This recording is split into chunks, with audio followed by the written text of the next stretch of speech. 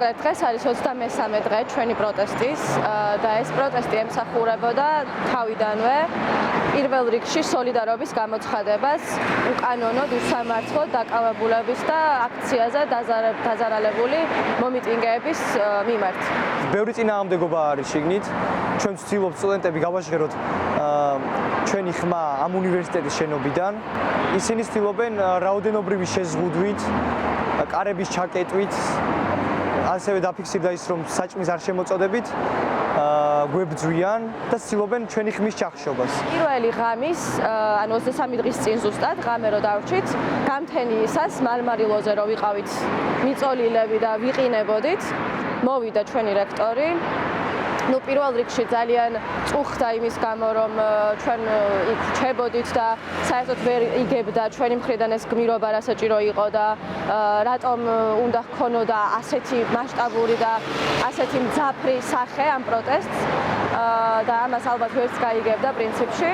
და მოკლედ იმის შემდეგ იყო რამდენიმე საუბარი კიდევ ამ ადამიანთან თხოვნით და მოთხოვნით უფრო რომ დადებულიყო სოლიდარობის პოსტი. ყველანაირი დათმობაზე მოდიოდა ერთი შეხედვით. თითქოს თვითონაც უნდოდა რომ ყველა უკანონო დაპატიმრებული გათავისუფლებული იყო, ან დროს დახმარებოდა, მაგრამ ეს ყველაფერი იყო იმაზე დაფუძნებული, რომ ჩვენ აქედან გავსულიყავით. რამენაირად დავეთანხმებინეთ იმაზე, რომ ფოიე დაგვეტოვებინა. საბოლოოდ პოსტი დაიდო ისეთი, როგორც ჩვენ არ გვინდოდა. ანუ საერთოდ არ იყო ის ტექსტი, რაც ჩვენ გვქონდა მიტანილი, იყო ორაზროვანი.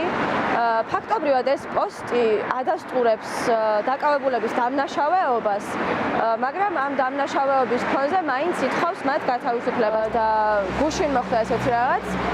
რომ ჩვენს Facebook-ზე დავპოსტეთ რამდენიმე ვიდეო, სადაც ზუსტად ხსნით ეტაპობრივად, ქრონოლოგიურად ყველაფერს, რაც მომხდარა ამ 23 დღის განმავლობაში და ვიდეოების ეს სერია აუცილებლად გაგრძელდება, უბრალოდ მონტაჟს უნდა საკმაოდ დიდი დრო. და ამ ვიდეოების გამოქვეყნებისთანავე დილით მოვიდა ესეთი ბრძანება, რომ რამდენი ადამიანიც ხართ შიგნით, ამდენი იქნებით, არავინ არ დაგემატებათ და ვინც აქედან გახვალთ, კი ბატონო გაბრძანდით, მაგრამ არავინ არ შეგცვლით, არავინ არ ჩაგანაცვლებთ. ეს რა თქმა უნდა არის მცდელობა, რომ ჩვენი პროტესტი ჩაახშონ, ამ შენობიდან გაგვიყვანონ. შიგნით ახლა დაახლოებით 10 სტუდენტი არის, დანარჩენები ვართ გარეთ და ვცდილობთ რომ შიგნით შევიდეთ. ზუსტად იგივე ხდება ხოლმე აქაც, აი როგორც კი რუსთაველზე ძალიან მძიმე დარბევა იყო და მეორე დღეს 100,000 კაცით მეტი მიდიოდა ვიდრე წინა დღეს.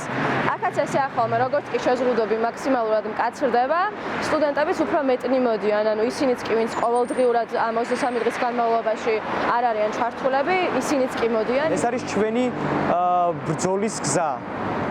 ჩვენ ავირჩიეთ ეს გზა და ალბათ ჩვენი ხმა ყველას კარგად ესმის და ყველა კარგად ხედავს ჩვენ როგორ ვიბრძვით და რას ვაკეთებთ აქედან.